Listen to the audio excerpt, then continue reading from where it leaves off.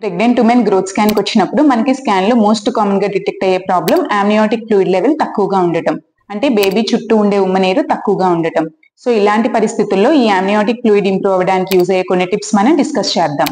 First, pregnant women కి ఏదైనా fluid leak అవుతున్న హిస్టరీ ఉంటే మాత్రం అది కంపల్సరీ మిమ్మల్ని ట్రీట్ చేసే డాక్టర్ కి ఇన్ఫార్మ్ చేయాలి.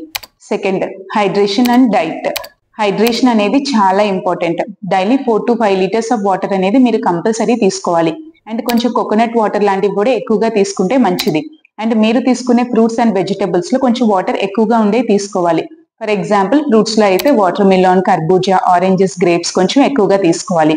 వెజిటబుల్స్ లో అయితే టొమాటో, కీరా అండ్ గ్రీన్ లీఫీ వెజిటబుల్స్ కొంచెం ఎక్కువగా తీసుకోవాలి. అండ్ మీరు తీసుకునే డైట్ లో కంపల్సరీ ప్రోటీన్ ఉండేలాగా ప్లాన్ చేసుకోవాలి. ఎక్స్పెషల్లీ పల్సెస్ అంటే dal.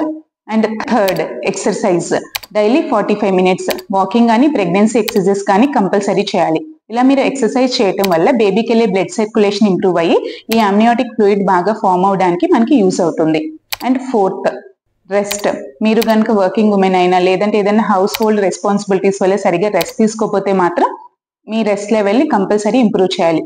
Daily 8 to 10 hours of rest అనేది మ్యాండేటరీ. అండ్ మీరు రెస్ట్ తీసుకున్నప్పుడు అంటే పనుకున్నప్పుడు preferably left lateral position, left side తిరిగి పనుకుంటే చాలా మంచిది.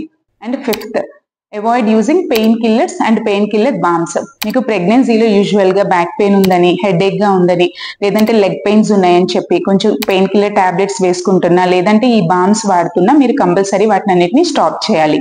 And sixth, most important, positive attitude and listening to your doctor. మీకు ప్రెగ్నెన్సీలో ఇలా ప్రాబ్లం డిటెక్ట్ అయిందని ఇంకా ఎక్కువ స్ట్రెస్ తీసుకోకుండా మీరు పాజిటివ్ గా ఆలోచిస్తూ మీ డాక్టర్ అడ్వైజ్ ని ప్రాపర్ గా ఫాలో అయితే మీకు మోస్ట్లీ ప్రెగ్నెన్సీ అవుట్కమ్ అనేది బాగుండే ఛాన్సెస్ చాలా ఎక్కువ. Hope this information is useful.